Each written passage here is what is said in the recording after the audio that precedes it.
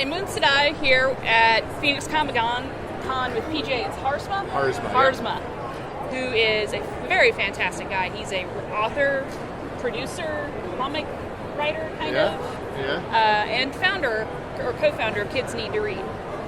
Actually, he's here promoting the awesome show Con Man. Can you tell us a little bit about how Con Man came to be, at least from your side of the... with Nathan and Alan, they were kicking the idea around at Nathan's house, and it takes time for projects to get going. It's really a passion project of Alan's, and he came to me asking, could they use the world of the Softwire in the story for Spectrum, which is the story within the story, and then he was like, well, and can you help me go make it? So the three of us went out together and went and did it ourselves and got it made. So yeah, his books are the basis of the world for the fake sci-fi show that Alan Tudyk was fake character. Ray Nearly was his actor. Cash Wayne is the character in the comic books. Yeah. Cash Wayne is from... It's very confusing. It's very convoluted. It goes around and interconnects and changes and flips. It's Alan Tudyk and Nathan Fillion. Yeah, on a spaceship. Together. That's all you need to know. All you need to know. I had a follow-up on that. So did you do the actual whole script, or... Alan did all the writing on Con Man. That's his baby. He's genius. The guy can write unbelievably funny stuff. I'm the sci-fi guy. I'm the guy that writes the sci-fi stuff. I work with Alan on the comic books, but he's the funny guy. So seeing the ship and the costumes and stuff when they got that together had to have been like a moment, because that was stuff from your imagination. Seeing the Knee Walker, the alien that's played by Henry Rollins, to see the Knee Walker come to life, that was a moment for me. I walked into the makeup room and just saw it standing there, and that was crazy. There's a lot of famous people involved in Con Man. You mentioned Henry Rollins, most of the cast of Firefly, Sean Astin, Nolan North, Mindy Sterling, Leslie Jordan, Amy Acker. Exactly. Did they just sign up in droves, say, hey, I really want to do it? Or was this like a struggle to get them to... The struggle is everybody's schedules. Yeah, They're all great working actors, so it's to pick the day where they can take that huge cast and fit it all together. That's, unfortunately some people we wanted to work with couldn't make the schedule, and it was difficult for the scheduling because they're all great working actors, so that was the hardest part. That's good. I've been wondering about that. Now, as I also mentioned, PJ here was the co-founder of Kids Need to Read. Can you tell us a little bit about how that... When I wrote the first Softwire book and I was going around promoting it, it was very sad for me to find schools that didn't have libraries. Kids I was told that the kids aren't going to read, we don't buy books, and then the kids would read the book, or I would do the presentation for them, and they would be like, I want that book, I want to read it.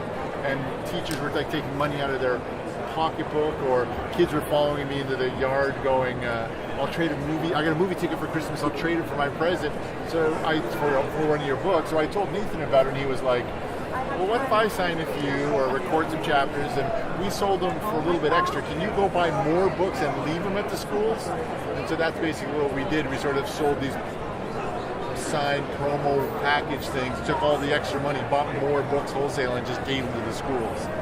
And then Denise Gary came aboard, saw what we were doing, and she was like, I want to make this into a real charity. I want to make it something substantial. We were like, go ahead, Denise.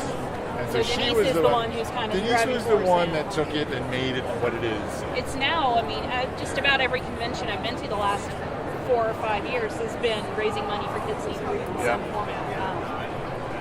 And the brown coat groups really love it because they're like, Nathan!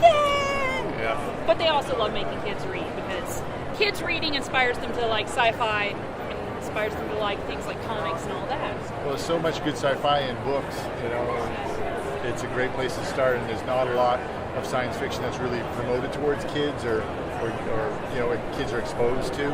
So. And your series is promoted towards kids. Yeah, it's that 9 to 12 category. So.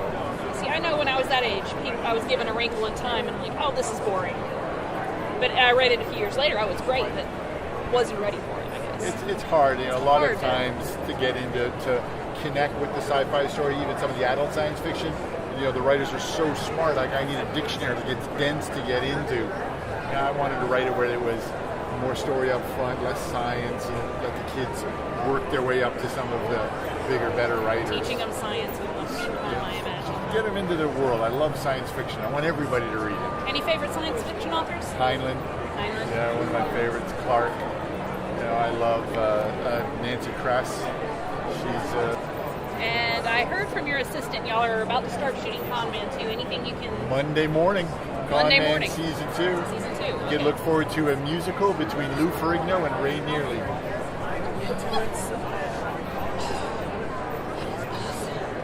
It's going to be a fun year. You had me at Lou Ferrigno. Yeah, it's going to be a fun year. And I imagine it's a similar thing, more of the... Yeah, basically it takes 4 months. It starts 4 months after the last episode.